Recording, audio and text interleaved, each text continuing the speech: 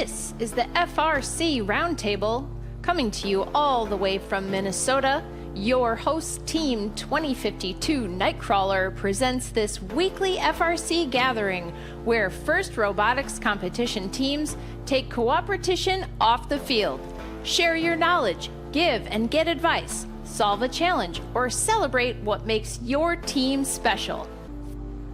3, 2, 1, go!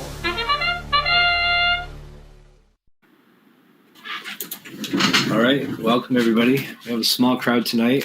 I'm guessing that everyone is like me and exhausted. Be very pleased if this didn't go early, and then I'll just go to bed. But as long as we want to keep talking, we'll keep talking. Our topic for tonight is basically anything anybody wants to talk about in leading up to competition. If you need help with something, if you made some observations out of week 0 that you want to share, advice, questions anybody has about how teams are feeling. I mostly open floor, so anybody have anything they want to start with?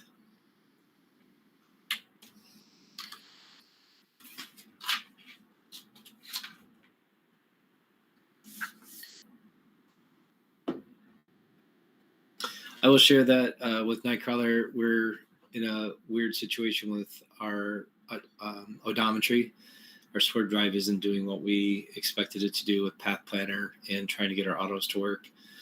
We talked to a lot of people at week 0. Our programmers went around and talked to a lot of people that were running Swerve to get some thoughts and advice on what they thought might be going on with our Swerve drive. So we have a very long list of things to test, but we're running SDS with MK4Is.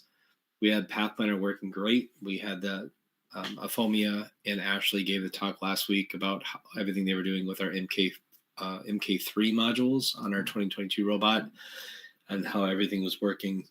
And then when we went to our MK4Is, we still haven't been able to get it to work. And so we think right now it's either a motor inversion issue that we're not accounting for the motors being upside down properly in our Swerve drive, or someplace we have either our gyro is not inverted in the right place because we're running a NavX, or we have a mismatch in degrees and radians someplace. So students are working on a plan to track that down on Monday. Otherwise, mechanically, I feel pretty good about where we're at. And I think our teleop will be in a good place for Duluth. Anybody else have anything they want to share or any questions I have about that they're looking for help on?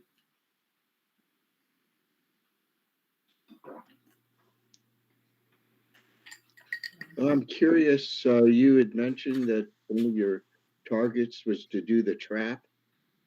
Have you been successful? We successfully trapped last night after week 0. We tried twice during week 0. And the first time we attempted to trap, we just climbed basically 30 seconds into the match because we wanted to make sure that we gave ourselves enough time to do that. And unfortunately, it's hard to see across the field. And I think it was the Robettes came through and they went under the trap and hit us. And yeah, it was our controls weren't working properly that match. Apparently, she was having a lot of trouble controlling the robot. You guys took more damage than we did. But you guys seem to be back up and running just fine. Oh yeah, just one of the hooks bent a little bit, so we pounded that back into place. And those PVC bars we have across are just to prevent notes from getting stuck on, so they aren't secured very well, and they just popped off. Oh, well, it looked a lot worse than it was, I guess. So the first time we tried, we got knocked off the stage because of a collision. And the second time we tried, we have a mechanism that flips up to hold the door open. It was rubbing on the stage, and so it wouldn't flip completely open with the amount of pressure that we had on it. So we modified that after week 0, and we were able to trap once, and we got it to work. And then, of course, we tried to video it the second time, and then we ran into a different problem. And so we've got some minor changes to make, but I feel optimistic that it will work some of the time in Duluth, hopefully all the time, but some of the time in Duluth. It's going to take us a fair bit of time to get climbed and get the trap to work. until we can fully automate it. But we saw it work once. How's that for an answer? Well, that's more than most people who don't even attempt it. But I agree, Eric. We rated it very high on our priority list, and then as we started building the robot and catting the robot and putting things together, we realized that we had several different ideas, and we wouldn't know if any of them were going to work until we see how the robot climbed on the chain. So we needed to know whether we were going to be mostly level, if we were going to be tipping back a lot, whether our shooting arm would be strong enough to tip the robot forward if needed.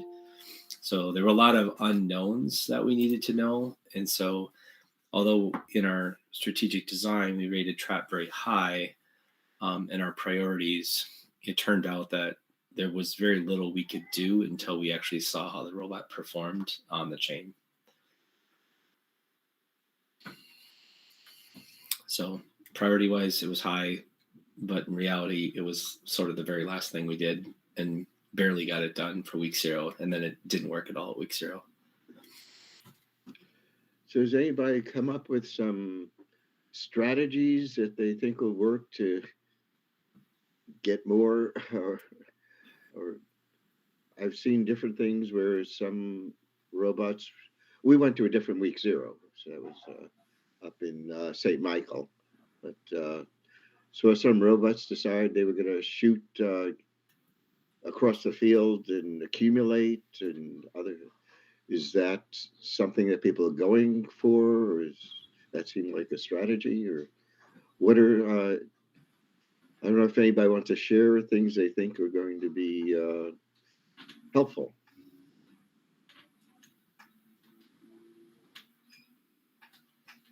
One thing that we noticed at our week 0 event was that it's kind of hard to be a robot that does both amp and trap, just knowing when to do it.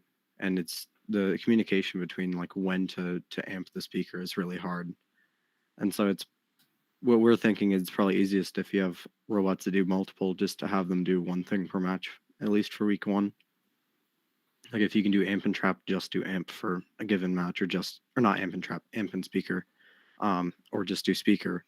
And that way you generally, like, we found that usually like 1 on the amp and then 1 on speaker and then a third just kind of doing whatever is enough to keep the numbers pretty even.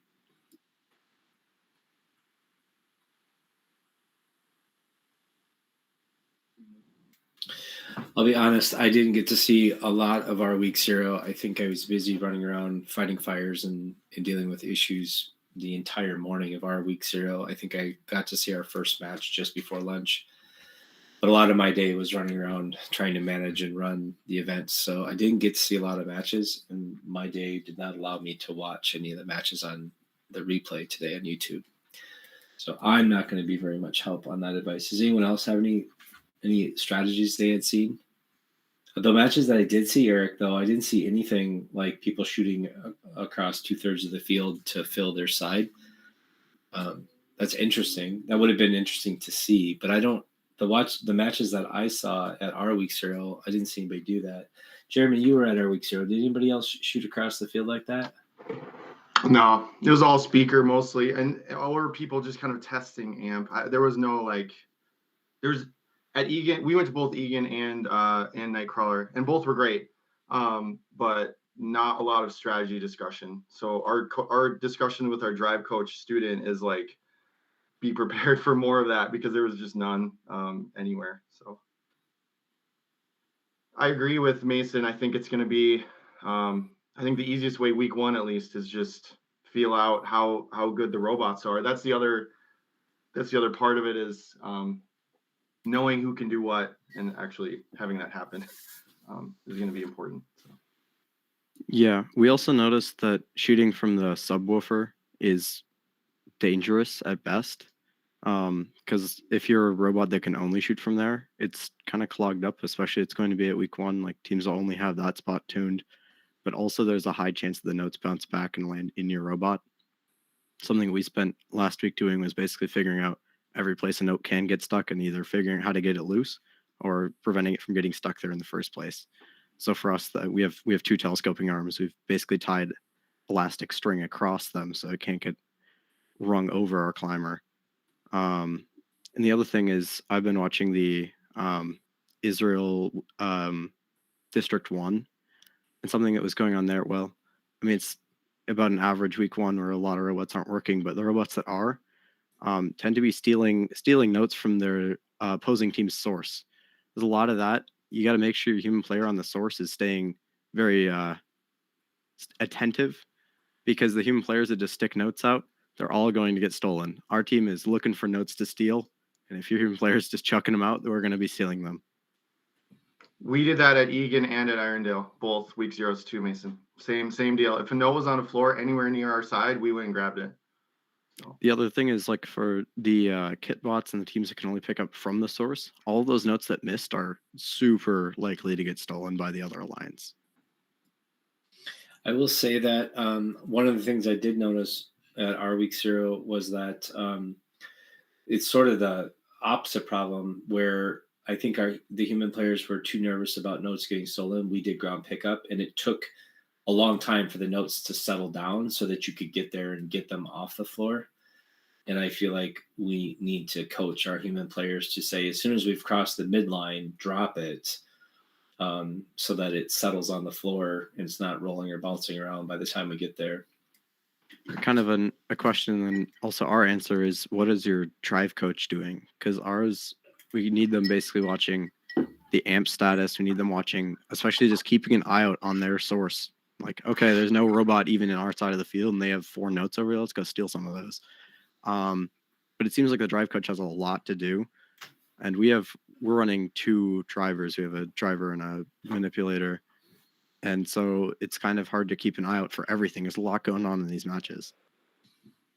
Yeah, I think that one came up in a previous week's discussion too. I think if both of your students are actively driving the robot, it's a ton of work for the drive coach to do. There was someone made a suggestion though, which I thought was really good, that if your secondary driver doesn't have a lot to do, then they should act more as a driving coach, and your drive coach should act more of a communication to the other 2 teams, and so you can help with coordination. I really like that suggestion, but it really depends on what the makeup of your drive team looks like. Right now, our control system, the amp scoring is done by the secondary driver, and everything else, assuming that all the code works properly, is done by the primary driver. So if, for example, we have to manually adjust up anything, or if we want to manually spool up the shooter on the way to the amp, our secondary does all that kind of prep stuff or manual override stuff. But if everything on the robot is working perfectly, our secondary driver only needs to do something when we want to score on the amp, and then he's in charge of everything climbing. And that person could act as sort of a second drive coach. But I agree. I think the discussions I've heard on here are the same, that the drive coaches are going to have a really, really busy day when they're back there. Yeah, the other thing that we noticed, we were running a few practice matches at Mira. Can't even remember what day, they fly by, but visibility is very difficult, especially from the opposite, like diagonal driver station to the source, to even know if you've picked up a note. We don't have lights on our robot for week 1. We will later, but it's something that even seeing your own robot is difficult. And something we noticed is, like, Mira, we have the official field, and so, or like the Andy Mark field, and so it's got the reflective panels, and you can kind of see your robot in the reflection. But I think it's going to be a lot up to human players to signal when you have the note. Especially, we have an over the bumper, so you can kind of see it. But I think the under the bumper team is even going to be harder to know if you've latched onto the note and you have it. So that's another role for your drive team. I can probably share one of what we've done, and that is to detect torque on the input, so they can look and know when it's picked it up, rather than trying to do it visually. Yeah, another thing that we're doing is we have a beam brake to hold the note before we want to shoot it. But if that beam brake, the we have like a trigger. So when the beam break is triggered, it'll rumble the controllers for a brief second to know that it has been triggered. We have that exact same feature on a limit switch on both driver and operator. So the driver knows, so they don't need to say it out loud. The driver just starts driving. Like as soon as he gets to rumble, he's out of there. And then the operator can, figure out the rest of it. So same rumble, and the driver loves it. So Wow, we should add the rumble. We did add LEDs Saturday morning because of that. We had noticed the same thing on Wednesday at Hmong Academy and said, we need to signal the drivers better. That's great. We use joysticks, not a gamepad, so it rumbles out. Where our drive coach has asked us to put on Smart Dashboard a big red-green block on the screen that indicates when we have a note. We have a beam break sensor that tells us when we have a note. It's not a beam break, but it's the color sensor that I don't even remember which one it is, but we did find that one match we had enough orange zest flakes in our indexer that it was detecting the flakes, and it was indicating that we had a note when we didn't. So that's unfortunate. Maybe we're going to have to put a CPU blower fan or something on there to blow away the flakes to keep them away from the sensor. I think we have an infrared beam break, and then don't have to worry about color. Originally, we thought about color. That's the detect that it's in the prepared to shoot or something. It's almost automated now. From intake to shooter. So they still need to get a camera on to automatically find the. I don't know if anybody's using cameras to find the note. The other thing on the topic of the orange zest is the official, like what considers a good note is pretty bad. Like the quality, they allowed it to get really messed up before they'll take it off the field. And so something that like we did was Mira still had, I don't know, 12 or 15 brand new notes. And we said, well, we'll bring a couple of our crappy notes from our shop to test with as well, because it makes a big difference. But also as they deteriorate, it's very non-linear. Like starts out perfectly fine, then as soon as a single team scratches the surface, nothing but flakes for the next few matches. They get really rough really quick. Yeah, one of the comments that our team had made was that we were really surprised that there was no opportunity for repair. Using gaffer's tape, one layer of gaffer's tape. We were expecting them to be able to say that they could cover a break with one layer. So that's both good and bad, I suppose. But yeah, the pictures that they're showing as this is an acceptable note, they were in pretty rough shape. Basically, unless they're broken, they're going to use them. We also are having I don't want to say a problem, but our shooter performs quite differently whether you're getting the batch 1 Andy Mark notes or the batch 2 notes. Anything from further back than the podium is sort of a 50-50 kind of probability of whether it'll make it in. I think on our particular shooter, the batch 2 notes, which are stiffer, first of all, they're harder to pick up because of the bend radius that we designed our pickup for. We tested it all with the batch 1 notes. And then, of course, we got the batch 2 notes, and they don't bend as nearly as well. But the batch 2 notes seem to shoot high for us compared to the batch 1 notes. And it's probably because it's more dense. There's more compression or something, and so it's flying slightly differently, and it seems to rise up out of our shooter. I don't know if anyone else is having a concern with that, but it'll be interesting to see which notes we're going to encounter in the competition, or if we're going to encounter both.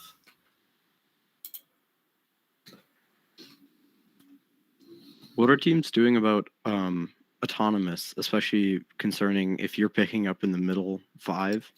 Are teams scouting that? Because we've added that to our scouting form, like we're tracking where everybody's picking up. But there's teams that are going to have autonomous that they're saving for later on. I know we probably intend to do some of that kind of stuff.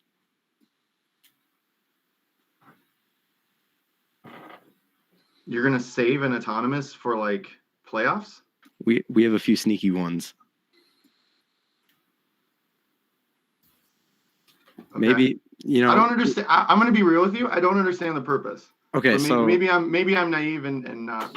yeah, the purpose would be if you know that there's maybe 2 robots on the other lines that are going to pick up these specific notes. You go and you mess them up, basically. Especially if your autonomous isn't working so well. With teams with Path Planner, you can whip up a path really quickly just to mess up another path. And so you could be the bully robot in autonomous if you don't have like a floor intake or something. But that's an opportunity that I think hasn't really presented itself for a lot of events yet. Just be careful fully crossing that line. Yeah. Yeah, you must have a lot of optimism in the Pathfinder to drive accurate. I don't know that I would do that without testing a path first, but we're also really struggling with Pathfinder right now, so I don't have a lot of optimism, period. We tested a path the first match at Irondale and kind of busted some plywood. So yeah, the pathing can get kind of wild. Our team's usually like fusing vision data into odometry during auto because ours is like centimeter accurate pretty much. Very jealous. You have a much stronger programming team than 99.9% of teams in Minnesota. I'm gonna say that. Yeah, it's I will say like all of our code is public. If other teams want to try it, we have our tag tracker V2 is pretty fun because it's especially I think it depends a lot on hardware for the April tags because we've seen a huge improvement from last year. We upgraded from like these crappy Logitech cameras to like $100 cameras that were worth the investment. I'd say now they're a little risky, but they're I believe 50 FPS, black and white. The global shutter is a big thing if you're gonna try and do it while you're moving and not just sitting still. Because the big change from last year is like last year you kind of wanted to know where your robot was, but you didn't need to know while moving. But now, especially if you want to aim at the target while you're moving around, you really want to keep that accurate while you're moving. Can you share what cameras you're using? I can look them back up. They're one of those ones that are like OV and then just a really long number, but I can find it back. Okay, thanks. They start with an A, right? The name of the manufacturer. We bought those global shutter cameras on Amazon too that are Yeah, I Cam. think they were like $70 or something. And we're getting I think 50 frames a second out of them as well. They're black and white. Mason, are you guys what Swerve? Are you running Swerve, right? What chassis are you? Yeah. Rev or SDS? We have STS Mark IV eyes with L3 and then the upgrade kit. And we're doing Kraken drive and then Falcon steer. Can you share your GitHub for your code? I'll put that in. Love to take a look at it. Yeah, that might be very helpful for my programmers as well with where we're at the moment.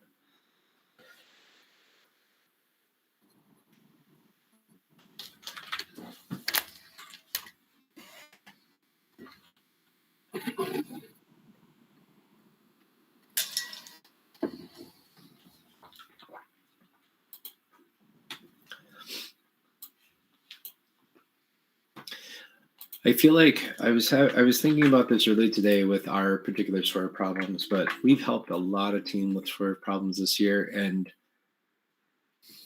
it seems like almost all. I think there was one Rev team, but all 7 SDS teams have come to us for help this year.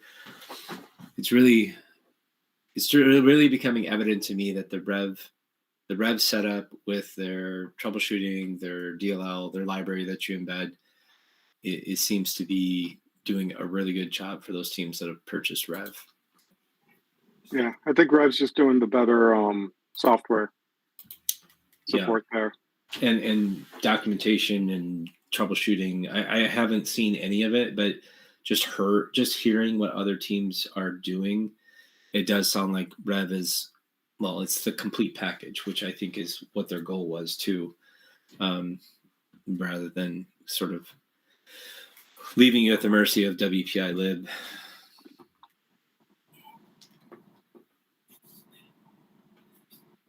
Yeah, I think it's also because STS doesn't have like one official supported code base.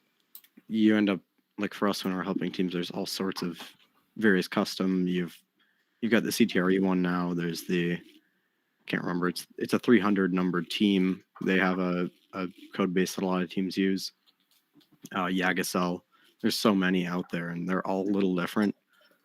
For us, like when we've helped other teams, it's always somewhere where they're normalizing the angle wrong. Because the most common problem that we've seen is just like our wheels keep spinning around randomly, and it's always the angle normalization.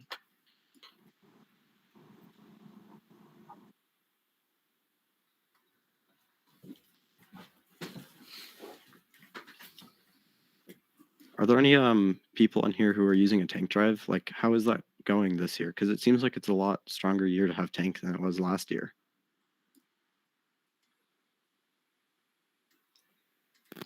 We used tank last year, and we just went over the charge station every time because the tank honestly was almost easier than a lot of the swerve people that we were, playing with. So we didn't have but I understand what you're saying about the linear. Like once you pull up, you got to be accurate when you pull up, and then you're fine.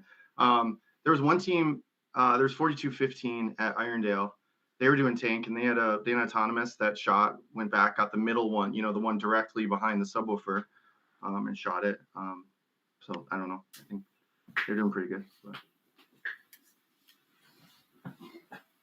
We've loved swerve. We did pit pit scouting at Irondale. I mean, the amount of swerve is just unbelievable compared to last year even. And last year was even more, but like, man, tank is just really falling off.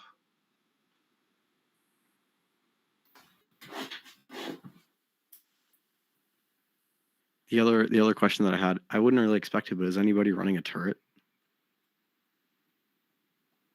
Because like so far we've seen pretty much nobody using a turret. I've seen like 6036 has a turret, and I think can't remember the number, but Super Nerds also has a turret. But we haven't seen any around here. It doesn't really seem like a very effective thing, especially if you have Swerve Drive this year. Well, we thought we wouldn't need a turret for Rapid React because we had Swerve Drive. But it turns out that if you're getting pushed and you're trying to aim at the same time, Swerve Drive doesn't really help you as much as you thought it would. So I wish we had maybe pushed a little bit harder in 2022 to have a turret for Rapid React. Because I think our assumption was wrong. In this game, we talked about a turret, but I think the biggest problem with this game is that the pickup is challenging. You could align your turret in whatever way you needed it to do, but the ring of the turret makes it tricky of figuring out how to get a note into there. And I feel like the climbers for most people are going to really restrict the amount of rotation you can get, which makes a turret not very effective. So honestly, I don't know how we would incorporate a turret into our current design, even if we wanted to try to add one in the month after Duluth. But I think it's less about the effectiveness and more about trying to figure out how do we even stick it onto our robot with the intake and the climbers that we have. Yeah, and we've ran like now hundreds of cycles, and we've actually found that it's a little better to shoot off at a slightly off angle, because then the note's much less likely to bounce off the backboard and straight back out. Because if you hit the side, it sort of ricochets in instead of just bouncing straight back out. Because if you're shooting dead on, there's a lot of bounce shots. What I noticed at week 0 is a lot of teams are shooting a lot harder than they need to, which helps lead to those bounce outs. Yeah, we started turning down our shooting speed when we get within 3 meters. We reduced our shooting speed. It's still pretty hard, but we blew out the back of our speaker a couple of times shooting at our 5 meter distance from the subwoofer. Broke the zip ties and busted out the back of the speaker. So we also felt like, hey, we can turn this down because we'll get up to speed quicker. We'll burn up less battery. And so anything inside 3 meters, we tone it down. It's not a lot. I mean, I think we went from 90% down to 70% at the most when we're at the subwoofer. Still goes up there at a pretty good clip. But we also felt like we didn't want our shooting calculation to drop so low because we felt like if we do our interpolation of our shooting points, and then we have such a severe drop of power that could lead to inaccuracies. So we did keep it up much higher than it needs to be, but that was more about consistency as you back up. Yeah, we found Yeah, the same for us, thing. when we're up against the subwoofer, we're going 20% power. And it Yeah, gets in every time.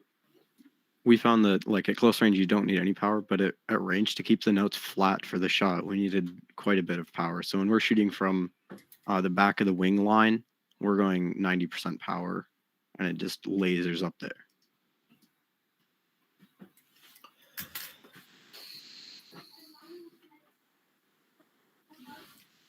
The other thing that we were kind of noticing is auto setup is clunky this year because there's not a lot of good places you can start in auto and hit the note, especially with a lot of teams that have just a one note that just shoot it or nothing at all. The leave bonus is very easy, barely have to move at all, but starting in a spot where you can get that is tricky. And leaving room for a team getting the three in the middle or whatever. Clunky is definitely or cramped is the word that I was thinking about. When we were running our auto at Irondale, we'd often have to like gently discuss with the teams like where are you going, because if you go here, like we're gonna be there. So it's tough. Yeah, I agree. I think it's going to be important for teams to have a secondary and tertiary option, primarily just to stay out of the way, because somebody's going to get to do the big auto, and then the other folks are going to have to be able to say, I can contribute in this way or that way, but my primary purpose is to not run into everybody else.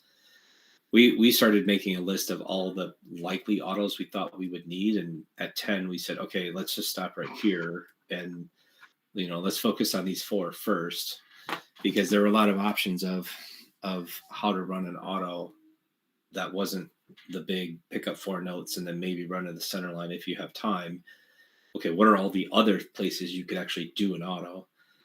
Because I think the 4 note or 4 note plus 1 auto is kind of obvious for anybody who thinks they can do that in enough time. The hard ones are like, oh, what else is left? And how do I do that without running into somebody? If we had one more match at Irondale, we would have run our side, like go to the far side and do two center lines, like get out of the way and still try and contribute.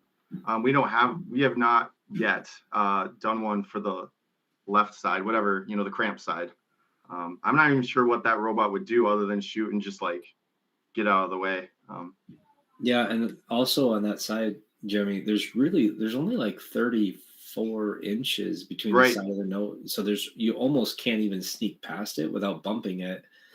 I almost wonder if the not 4 note robot they need to both start on the more open side.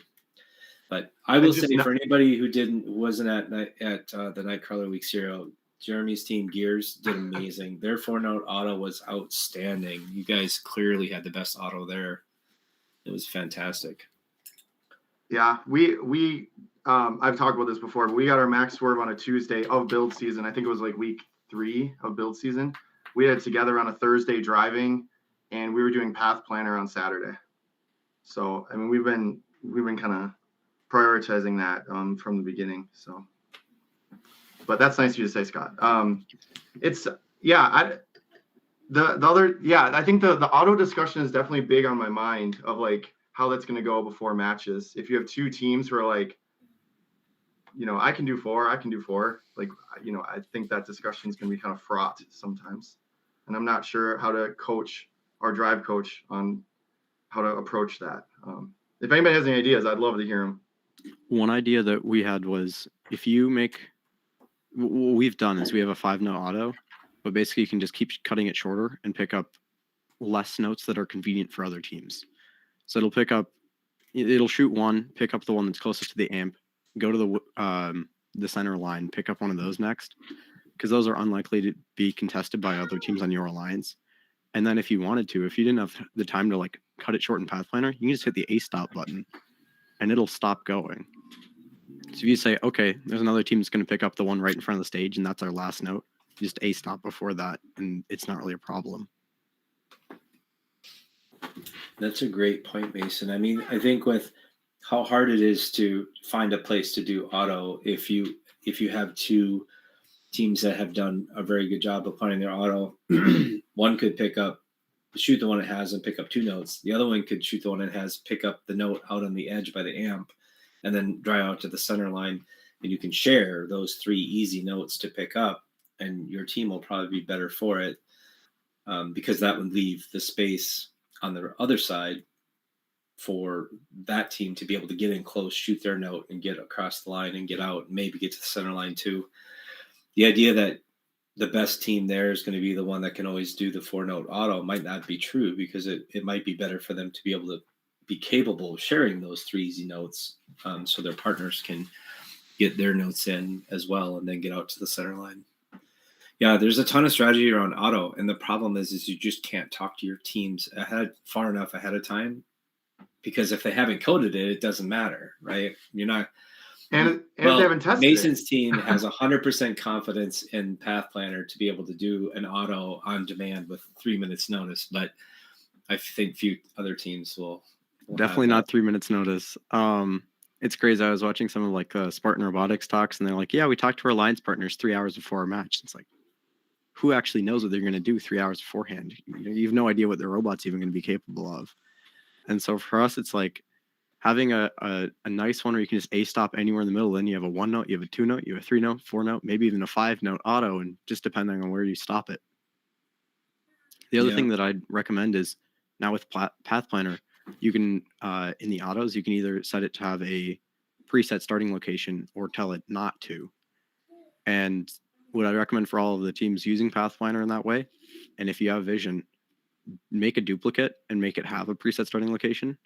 Because if your vision isn't working, or your odometry isn't, well, if your odometry is working and doesn't work, then it doesn't work. But if your vision isn't working and your robot doesn't know where it's starting, then it's nice to have a preset starting location. But otherwise, it's nice to have it so you can start in more flexible locations. So for us, it's so long as we're pointing at the speaker, we can start anywhere during auto. Hey Mason, is that code that you the first link that you sent, is that like a simulation thing, or is that your actual? That's everything. So we simulate our entire robot. We've done that for 2 years now. So I can't really run it right now, but we have a bunch of simulated tools, like custom stuff, but as well as we're using a lot of the WPI simulation. And so like from writing the code to testing on the robot, it's usually about 10 minutes per mechanism. Basically just figure out which way the motor's going and it's already done. So does that kind of answer it? I think so. Yeah, I just had somebody else glance at it and they're like, "This just looks like a simulation." So I think they just need to dig a little bit deeper, maybe. Yeah, we have a lot of like integrated simulated stuff. So like all of our Talon FXs are like Talon FX with sim. So it's just a wrapper around the Talon FX that adds a simulated motor onto it. Thanks.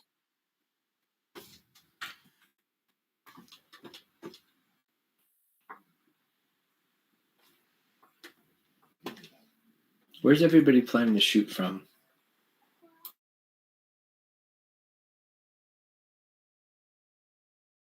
Subwoofer only. We're fixed angle, so we We've have got to go subs for subwoofer and podium currently, but need to get that podium tuned in properly. We don't have the right angle set for it yet. We have everywhere pretty much that's legal, but excluding the center zone. But our favorite spot is definitely along the auto line, that black line. That's a really nice spot to shoot from, just outside the subwoofer, but then also from really far back is quite nice. We're hoping to shoot mostly from around that auto line to podium, I think. We were having some problems with odometry drifting, but it sounded like they were able to figure out the root cause of that afterwards.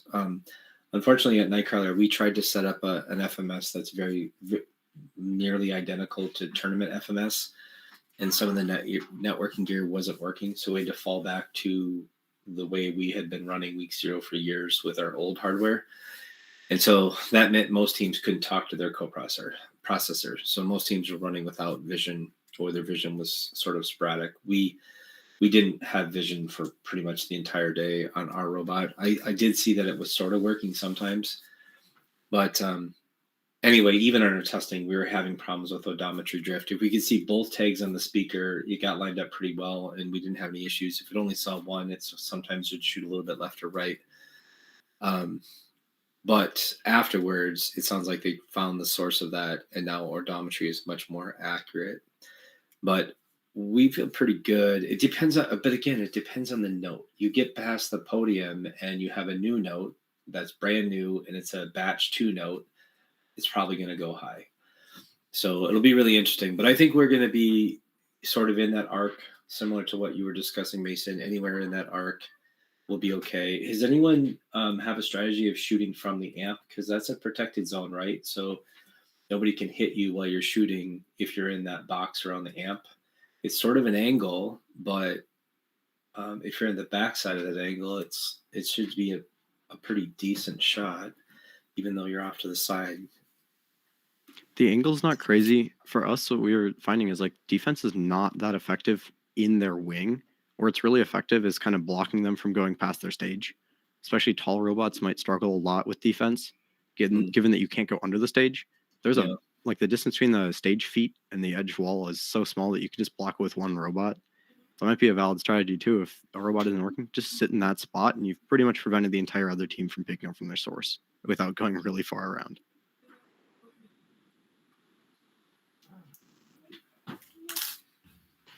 Yeah, I know I was watching Israel, and in there, you guys know Steampunk 1577.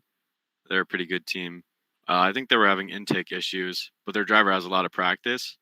So they had to go on to defense, and they basically shut down the whole other alliance for the entire other match. Like, defense seems to be really effective this year because, like, you have 2, like, main lines. You're trying to go, like, under the stage or through the source side, right? You kind of don't want to take the amp alongside. So you can basically just block off those 2 lines and shut them down mostly. Another strategy idea that our team was having is kind of the idea of a cleanup bot. So our robot now has a really nice tune from long range, but of course it's going to miss some of the time. And so we could be a robot that picks up from the source and then just scores really from a long way away. And whatever shots we miss, another robot can clean those up. And then you also stay out of each other's way as much as possible. And maybe a third robot does the amp. And that could be a strong like strategy for playoffs too, especially cleaning up those 5 notes that are in the middle or whichever ones didn't get picked up during auto. I think a lot of matches are going to be decided by who can pick up those right away. Mason, what kind of accuracy are you seeing from the wing line or just beyond the wing line? About 90%. Wow. And we were testing with brand new notes, really old notes. We had some really chewed up ones, and it's not perfect, and it doesn't work on lower battery because we're running at 90% power with a not voltage compensation. We're running it with velocity control. So at some point, it just can't reach that velocity. Right. But it does save you battery life in that you don't have to cycle as far. So it's a trade-off. Yeah. We're also running at 90% velocity. And I think that we were seeing about 50 or even less, maybe 30% accuracy from the bumpers just behind the wing line. Something that we also found is if you shoot it hard enough, it'll just tumble in. Like you can just really pound the notes in there. Even at closer range, so long as there's no risk of them bouncing out. A lot of ours, like they might tumble just before the speaker, but they'll still make it in because they just hit the bottom lip and still jump right in. And for the ones that don't, so in our practice matches at Miro, we just had the other team basically pick up close and then score those. But it is the cleanup, in my opinion, I think it's stronger on bots that don't have the arm system, because it seems to me that the arms are better if you're doing like full field cycles where it has enough time for the arm to fully raise up to shoot. If you're shooting close, I suppose you don't have to change angle very much from picking up to scoring, but it is a limiting speed factor.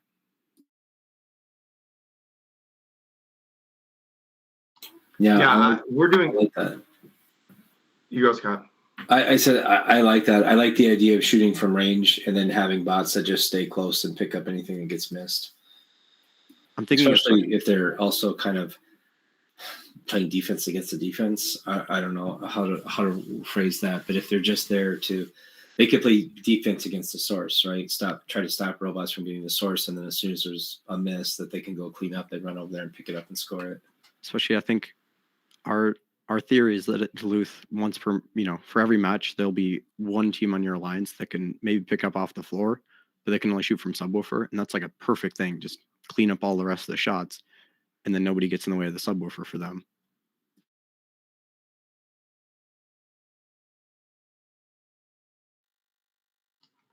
Yeah, we do a PID RPM control on our shooter wheels, and they're running at 8,000 RPM, which I don't know what the voltage is on that, but it's basically as fast as we could go. And we shoot at subwoofer up close, and we've never had one bounce out. The ones that missed at Irondale was we just weren't aligning. The speaker's only so big, so especially when you're on the corners of the subwoofer, if you don't aim exactly right, or you're not further enough either straight on or at an angle, you can miss a little bit. But we don't have any bounce out just because the angle's so steep. Exactly what Mason was saying, that it just tumbles around inside and just kind of like washing machines, and then falls down. So it's the podium range for us is the dangerous one. Yeah. You have to shoot it hard to get it in there, and a lot of them bounce out. Especially it depends a lot on where your driver station is, where you're shooting from, because generally drivers prefer to see the robot when they're shooting. And so if you're in far left driver station, you're shooting from the far right, it's really tricky. Yeah, the view from each driver station is so unique. It's really interesting. I think, at least compared even to last year, where at least you're all in front of the grid. It's all very, very different this year. I noticed a lot of heads being stretched like this, trying to look around the speaker for the amp scoring. I feel I was sitting next to somebody in the stands, and the two better positions, the two stations that are on one side of the amp, I feel like driver station 3, which is the one that's all by itself, right? That's 3. That's the one where really nobody wants to be. But then the other two, I feel like the students were really craning their head if they had to score on the amp. So our strategy for driver station 3, or the one that's all by itself, is to walk actually almost like just to the edge of the field, so you're as far over as possible. Then you can get a direct line of sight to the source. But I think driver station 2 is by far the worst. You can't see the source. You can't really see the speaker. You've got both stages in the way, and climbing on the stage isn't that simple either, especially if you're doing trap. The perspective's super messed up because you're not seeing it head on. You're seeing both chains at an angle. It's really hard to line up for the trap. That might be something that when we add our trap mechanism for week 5, we might add some sort of auto alignment for that as well. We're really hoping that we can make it so that you press a button and the robot does everything it needs to do for the trap, because we have to start out underneath of the stage and come up, which probably if you're doing trap, you're in the same boat. And so, yeah, it is really tricky to get everything lined up correctly if you're trying to get on the chain to score on the trap.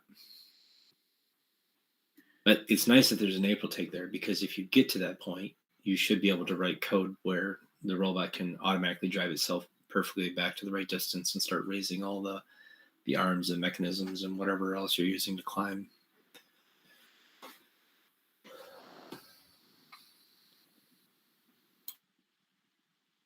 Has anyone used a field that has the more official stage that has the polycarbonate that it's built out of? Because from what I've seen, I got some pictures from the official week 0 in New Hampshire, and it doesn't look that bad at all for viewing to the source. I don't know if I can share these here in some way, but we purchased the official polycarb door, and so one of our stages at week 0 had the official polycarb door with the official weights and everything on it. I will say that when we put it together, the very first thing we did is we went over the note and started pushing on it with a note, and the new notes on the new polycarb, it just stuck right to it and folded over. It did not slide at all. Now, what's the chances of that's what the door is actually going to be like by week 3, week 5? How many new notes are we even going to have available to us? So it'll be really interesting. I think that door is going to play very differently depending on the week that you're in or what calls match you're in. Um, I think the door is going to play very differently.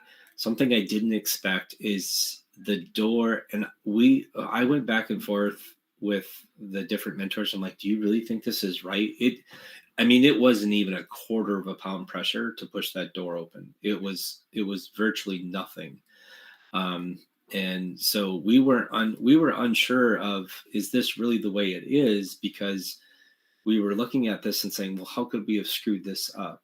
And what we think may be the difference is that we may think one of our hinges had a slight arc in it or maybe a bend in it, and the hinge wasn't as loose as the official hinges might be.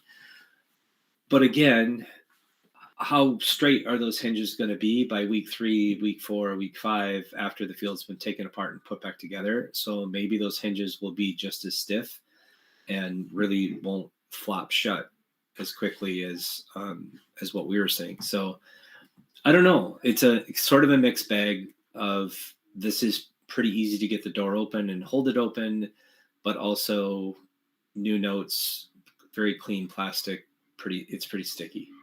So I don't know if that was helpful to you at all, but that's what we experienced with our official door that we purchased. We got the official ones from Handy Mark too, and they are very light. It doesn't take hardly anything to push them open. And we also have the official truss structure. So our stage was 100% polycarbonate, and versus playing on a practice field with plywood ones, your sight lines really aren't that bad looking across the field with the polycarbonate ones. It's not terrible. So take that as you will, I guess. The other question that kind of to follow up with, like, fields getting fixed sort of, is like, does anybody know how they're going to reintroduce new notes into the batch? Because obviously week 1 they start out with all new notes, but what's their plan for putting in new notes? Are they just replacing the absolutely broken ones, or is it slowly replacing the really beat up ones too? I don't know if anyone on this call would really know what the plan is for that. I know in past years with game pieces, they've typically had a batch of game pieces for each week with the field. So each week we get new game pieces, but then on practice day, they would maybe use old game pieces to avoid getting the new game pieces all torn up. That's and then really those good. old game pieces could be introduced then as needed as the event goes on. That's really good too, as like to know, because it's like a warning too. If you're on practice day, all of your shots are a little weird, and you tune that, and then you come back the next day and they have all the new notes, and it's weird again. So yeah, that's definitely a question that you can ask during the drivers meeting, though. If the head rep can't do it, then the FTA or the field supervisor would answer that question.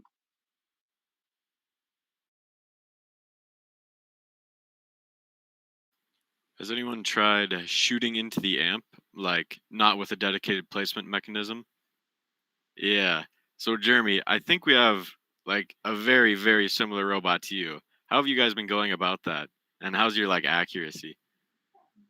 PID motor control. I can look at the actual speed, like RPMs. I'll have to find the Google Doc that the students made. We've found it to be very accurate. I think some people on our team, when we did it the very first time, they were like, this can't be it. Like, this can't, like, there's got to be more to this than that. But with a lot of shots, and we switched out the plywood backing in our amp, and we put fresh polycarb on, so it was more representative of what the field was. We've found it to be really accurate. At Irondale, we never missed an amp shot, I don't think, or maybe we missed one because the driver was trying to go too fast, but we haven't had any issues yet. And obviously I'm going to hedge my bets and say yet. Yeah. For the amp, we have 970 for the top. Oh, so we have a top and bottom. The top is going 970, the bottom's going 1360. And what that does is it kicks the amp so it goes flat. So as soon as it hits the backing, then it slots down. So that's how we do it. Okay. Yeah, we're doing that very similar to you guys. I think our bottom roller is like way faster though. I think we're like 2,000 on the bottom, then like 500 on the top or something like that. But yeah, we still have just a wood amp, so we were kind of worried about that. But I know in testing, even with beat up notes and brand new notes, we made 50 straight. So we were doing pretty good. So I think it's going to be, Yeah, same here. yeah. And it might be a little bit. I don't know if you're at Duluth or not, because they'll have a full real practice field with polycarb, from what I understand. Yeah, I saw You that. might need to do a little bit of tuning with poly, because we had to change. Ours just changed slightly. I mean, it wasn't very much, but it as far as we found, it works. So we're in the same boat. Okay. Yep. You just reminded me. Want to make sure everyone here knew about E117. No practice field without inspection. So you have to pass inspection before you can use the practice field at your events. But you can go to your practice matches without inspection.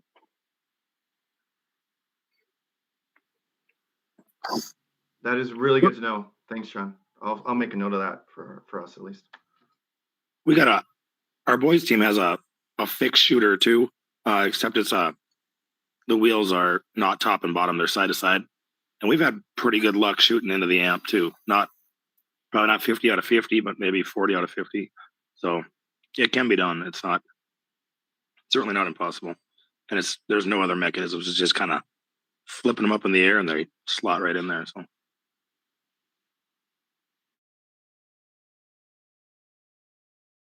Yeah, the other interesting thing, I was watching a lot of the orbit matches from Israel week 1, and it seemed like their robots definitely set up for the speaker, but they spent most of their time doing the amp, because it right away makes more sense to get 2 in the amp and just 1 in the speaker than it does to get 3 in the speaker. And a lot of the time they were the only robot really scoring on their alliance, but it still just made so much sense for them to do the amp. And so we're really hoping that we're able to shoot into the amp for week 1 reliably, because our amp mechanism got cut for week 1 last minute. So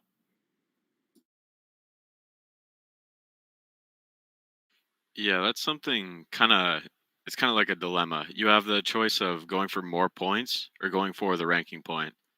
And I think they were just going for more points, which seemed to work out for them. I think they're number 1 right now in Israel. So that I think might be the strategy. they've probably realized that it's pretty much impossible to get the ranking point solo in the speaker. We were messing around at Miro with throwing out like 16 notes on the floor and trying to pick them up, and it's just not really possible during teleop, even if they're close to your speaker, if you don't have to do full field cycles. But it might change by further weeks as teams get quicker and quicker at cycling.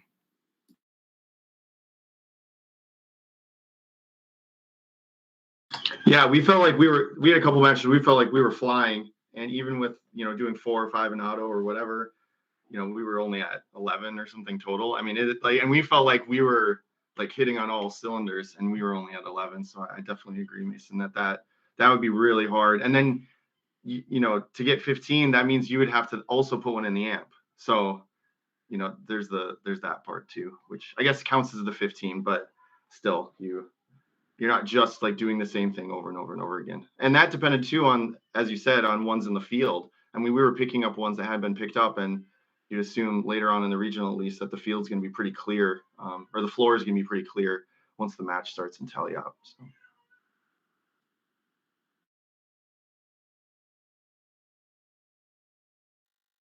So. Do most teams have reliable climbers? I didn't get a chance to watch a lot of the Nightcrawler week 0, but I would hope that that's something that a lot of teams have, especially for week 1. Our climber works actually better than we expected it would. We hang very balanced, and we did not expect that. We didn't expect to hang as balanced as we hang. And we have 4 different attachment points for the chain. We have an arm that comes down like this, and we have 4 different places we can grab. So when you do a buddy climb, you grab at the end in one spot and towards the middle in the other spot. And even climbing crooked, we're surprisingly balanced. We were very surprised at how well balanced we hang. And since it's just an arm that comes down, we'll always grab the chain. The only time we would fail to climb is if both came down and we grab the chain at the very end. We can't lift high enough to get the back of a robot off the ground if we hang into both of the ends. So we just have to make sure our drivers get at least one side in far enough to grab in one of the two bottom spots, and then we'll be fine.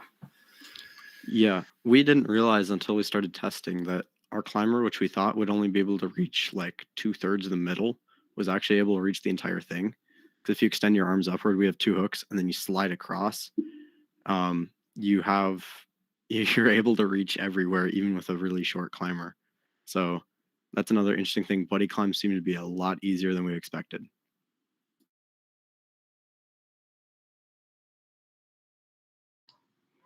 We got ultra the max planetary gearboxes, the cartridge ones. I'm not the expert on this stuff. And we originally had it only at 20-1 on each of our arms, which barely got it off the ground, but wouldn't stay. You know, when the disable happened, we would just go right down. So then we got 9-1s, and we threw those on. So then we were at 180-1, but it took us 30 seconds to raise our arms up.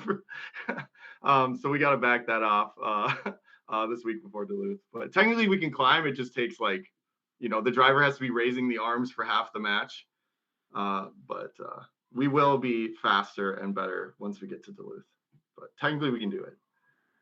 Yeah, we're really happy running 54-1 on both sides on a Falcon. And that's a really nice ratio. You stay up for around 12 seconds for us on brake mode.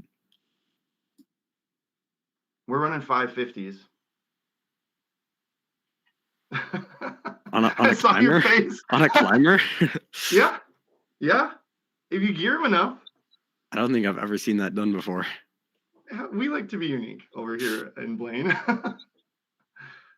180-1. Those suckers. We were carrying a robot by our arms. Like, you know, like that. They don't go down at 180-1. Obviously, that's not what we want. You know, you're sacrificing time on that, but you know, it works. So.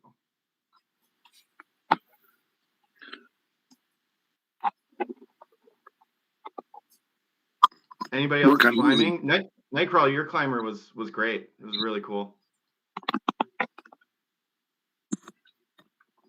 We're kind of using the Australian RI3D concept, but we have a lead screw to raise and lower our arm. Then we have a little cut down clamper in the box that sticks on the back of it that can reach up and grab the chain. That doesn't actually pull us off the ground, but it hooks the chain, and then we fold our arm down. And that's what actually lifts us off the ground. And we hang pretty centered. We can't get all the way to the edge right now. That might be a modification that we'll make, but yeah, it doesn't take long. And the climber in the box is 125-1 with a Falcon and rev gearbox. Nothing real fancy, but it's kind of a 2-step process. Hooking it, railing it in, and then folding our arm, which we can do pretty quick. But yeah, we're using the climber in the box, and it only takes a few seconds for us to get up. Unfortunately, it takes. We could only hold it for like 5 seconds before, or 7 seconds. So we have to at the end. So we just put a ratchet on this week, but only takes a few seconds to get up. It's very simple from last year's design. Something that we noticed too is like the quicker you can climb, the more likely you're able to make use of the high note, because chances are your human player isn't going to make the first one, and in 20 seconds, by the time they actually make one, say they ring the third one at 5 seconds left in the match, are you able to climb on that specific spot? For us, the lining up is we can line up quickly, but you end up hitting the chain pretty hard, and so it's a little dangerous. Yeah, that's a good question. How does everybody feel about their human players after their week 0? We're not very confident, but the other question that I had was, how do teams like schedule the human players and figure out who's doing it? Because we were thinking we'd have 2 different people, one that would do the source, the other one would do the amp, but it's really hard to know what other teams are going to do. And so like putting together a schedule with what everybody's going to be doing is pretty much impossible without knowing what other teams are trying to do. I'll go back to what I said a couple of weeks ago, is that if 2 people want to do, or 3 people want to do the stage. They want to throw the rings, take them over the practice field. Whoever scores goes. And I realized that that's sort of a crapshoot because you could have a bad practice match, but you might be the best thrower. But based on what I saw at week 0, I think it's sort of a crapshoot anyway, whether somebody's going to make it or not. So I don't know. I'm not the drive coach, so I don't get to make those decisions. So don't take that advice as anything that we actually might end up doing. But I don't have an answer to it either. I think the assessment that you made, Mason, of our human players need to throw quicker. I think that's going to be important because if they do manage to get one on there, you want to try to get your robot over to that chain to climb.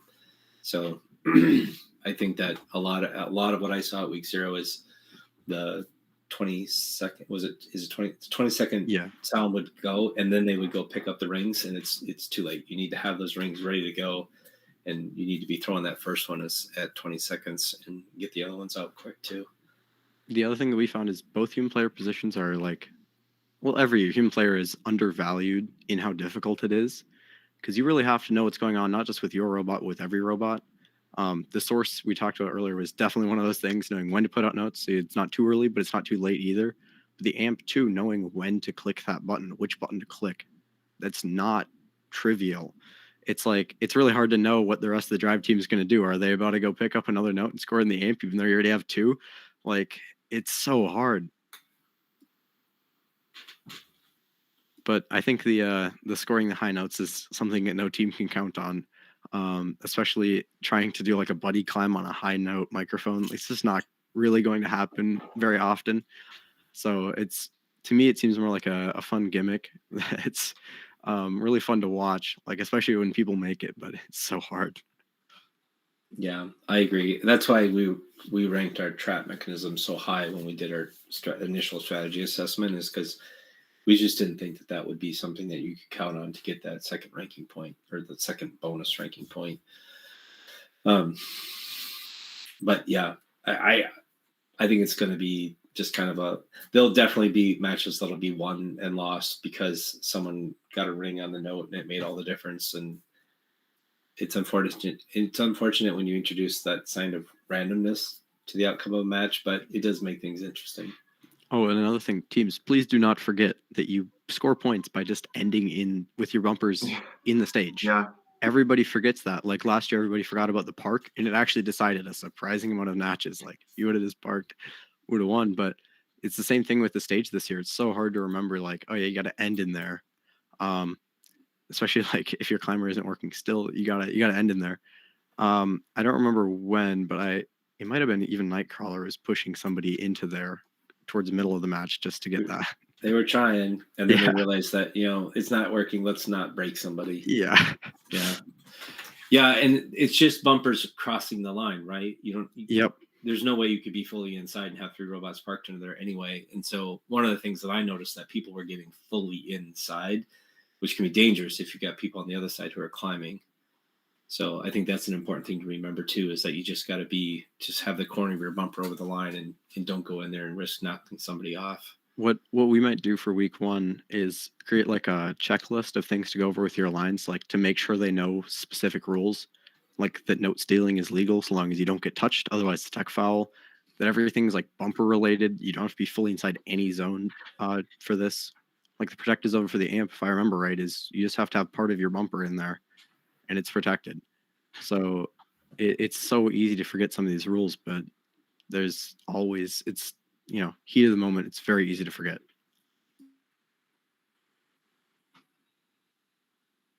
I have a silly question. I thought last year on Blue Alliance, if people got a ranking point, one of the special ranking points, there was a star on the match. It was a dot next to the a dot. The score, yeah. Do you know if that's true this year? Because I'm looking at the Israel result, and there's not any. There's 0. Really?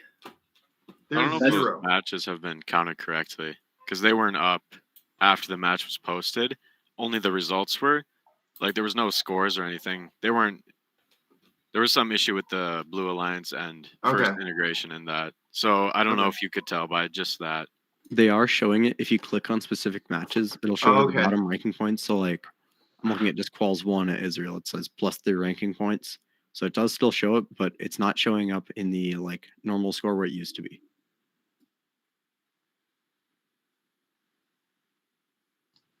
There's no such thing as a stupid question, but that was kind of a stupid question. So thanks. Well, it's a good question. I would be surprised. That was so nice last year to see the dots, and the top dot was Yeah. one ranking point, and the bottom dot was another ranking point. I would be surprised if they didn't do that again. It's probably getting worked out right now. I'd guess that it's probably going to be done by the time that the teams are going to Duluth are going there. So I would hope that's up. I'd hope that Statbotics is also working because we really like that website.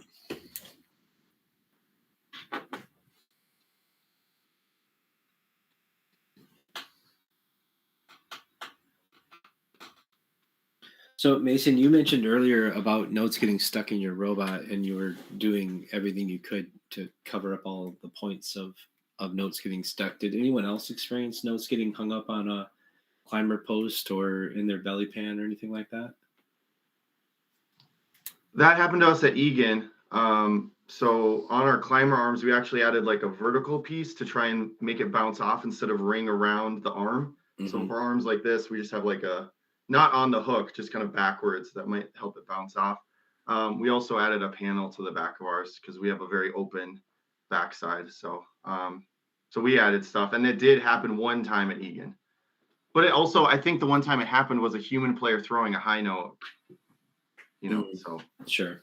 Something that teams might want to do is like if I don't know how many kitbot teams there are going to be, but the kitbot is particularly susceptible to getting notes stuck because it has to line up at the subwoofer. If you miss that shot short or high, or if it bounces out, it basically rolls down the subwoofer straight inside your bumpers and right on top of your electronics. And so if you get that note stuck, you're just done for the match, and that's no fun for anybody. And there's no zone that you can be in this year and hold 2. So it's like if you get 2 stuck, you're just completely hosed, and your whole alliance is. So it might be helpful to just go up to those teams and be like, hey, just put a piece of tape across here. We'll stop that note from getting stuck in. I know we've had several robots. Our 2020 robot just taped up all sorts of spots so the balls couldn't get stuck in it. Yeah, that's true. I mean, even duct tape or packaging tape, just keep going back and forth across the back of the frame, just cover things up. That's a good point. I don't think we got any notes stuck in our robot, but we also were thinking about that in our design, which is why we have arms instead of climber in a box type thing. We were trying to look at all the different places we would be a ring toss target and try to avoid that.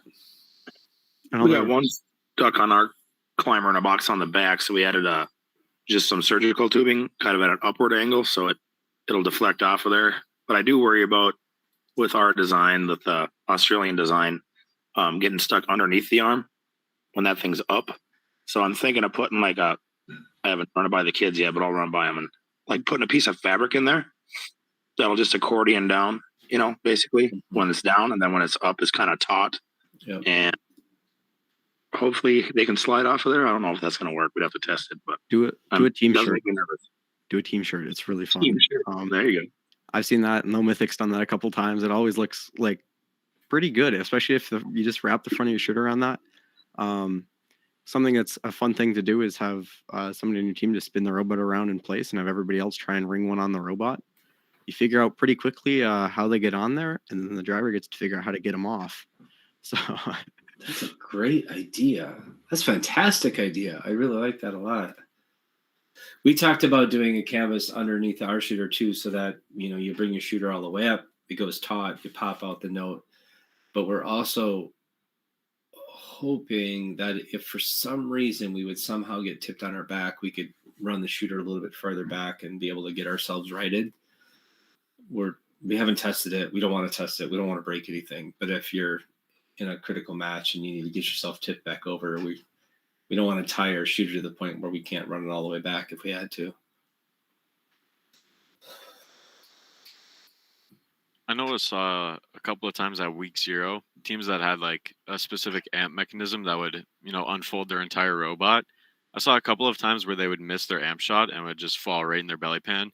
Then they would pivot their arm back down. And I don't know how you would get that out. I know I saw like Becker in New London do it a couple of times, or once, but if you miss that amp shot, just make sure it can't fall back into your belly pan.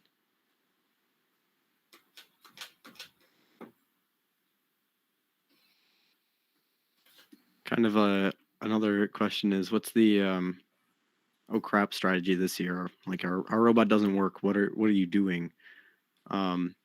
I'd assume like defense, but is there any other way to score points other than leave during auto, just play defense, then stay in the stage during teleop? Because like in previous years, you can kind of like shuttle game pieces back by just pushing them. I think that's still probably valid at the beginning of the match. If there's still a few out there, you can push them as far as you can into your own zone. But there's nothing saying another robot might just pick them up and score them anyway. We have had discussions about how even if you had a partner robot that was disabled on the other end of the field, could you just push them in front of the subwoofer? Because that alone might be enough defense to disrupt the opponent team. If you could just get them parked, you wouldn't even have to be up against the subwoofer. If you could just get them in the way far enough so that people are trying to get around them or have to push them out of the way to be able to score.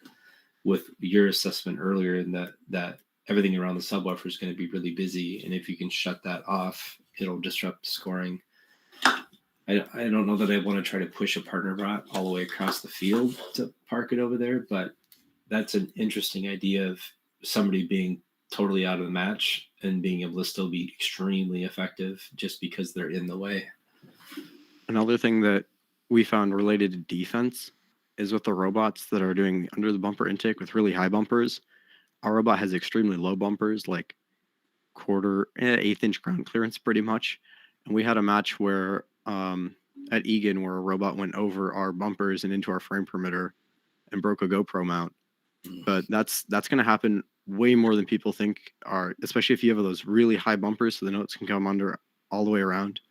I much prefer if you're going to do the under the bumper that you keep most of the bumpers low and then you just raise the one that is on the side with your intake. But it's going to happen where there's a lot more going over other robots. You don't like our bumpers then, Mason? Yeah, our bumpers are also as high as they can be all the way around. We're like 7.45. Like we're like as close as you can be. Well, the boys team, our front bumper is that where the intake is, but the other ones are low, just so we don't get notes caught underneath us and run them over. Yeah, we did 3 low and 1 high, and we had Nick inspect our robot yesterday, and he must have spent 30 seconds looking at it with the tape measure to make sure it was 7.5. Whoever's at Lake Superior is going to spend about 30 minutes with us, I think. Just warning whoever it is.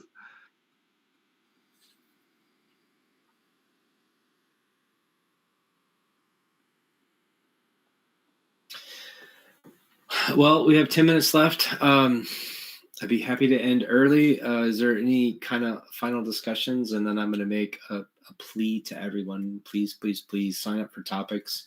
I don't think we have any topics going forward. I think there's still time to do some really interesting stuff. There's a lot of teams that won't even have competed for another month and can take advantage of some of the things that are coming up. So if you have an idea, if you have something that you're willing to share or is something that you're struggling with, I think that one of the best roundtables we've had this year is the one where Talon hosted a topic about wiring and didn't offer any advice and just was asking for help on every single topic. And I thought that was one of the best ones we've had. So if there's something that you're interested in learning more about, please host a topic so I don't have to come up with something every week. I'd really appreciate it. Also, I was going to do this before this meeting tonight, and I totally failed. But I was hoping to make up a PDF with a QR code for our Sunday night calls to try to get more teams engaged. And so if anyone is willing to do a QR code and hand it out to the teams at the events and just send them to 2052.com/roundtable, where they can sign up for the mailing list, host a topic, see all the YouTube playlist. If you're willing to make that up and pass it out, it'd be great to have more people on here. This isn't about Nightcrawler so much as about all the teams in the state. So it'd be really awesome if we could get more groups in here sharing their knowledge and asking questions. If you don't have the capacity for that, Scott, we could print it out and bring them to Lake Superior. But I would love it. I am so flipping busy right now. Okay. the chances of me getting it done beyond just a gigantic piece of paper with a QR code. But if you want to throw together some information and why it's interesting, it'd be really, really awesome to have more folks in here. And I can't remember who it was, but someone in here 3 weeks ago had said, "This is my first call. I didn't know anything about this." I would like to avoid that problem. I'd like to think that people aren't on this call because they're not interested or the time doesn't work for them, rather than that they didn't know anything about it. So as long as people know about it, then they have the option to get in here and join or watch it on the replay. Yeah, we'll whip up a half sheet thing that we can hand out, and we'll make them. Right. And Jeremy, Superior. if you want to print out enough and bring them for all the events, I can certainly help arrange to get them delivered at the other events. Hey, it's printer ink. Lights, it's the school. Great Sorry, it's the Northern. school's ink. Yeah. How many do you want? 60 per event. Yeah. And I'm trying to be humble here, but having this come from another team also just reinforces the fact that this call is important for everybody, and it's not just Nightcrawler trying to establish some type of reputation. So I really appreciate that.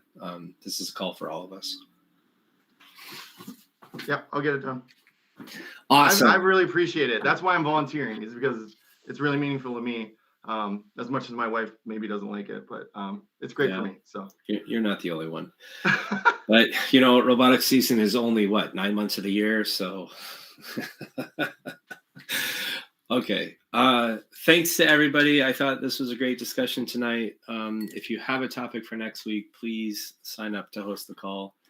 And I look forward to hearing how everybody's first week of competition went if you're competing next week. Thanks, everyone. Thanks.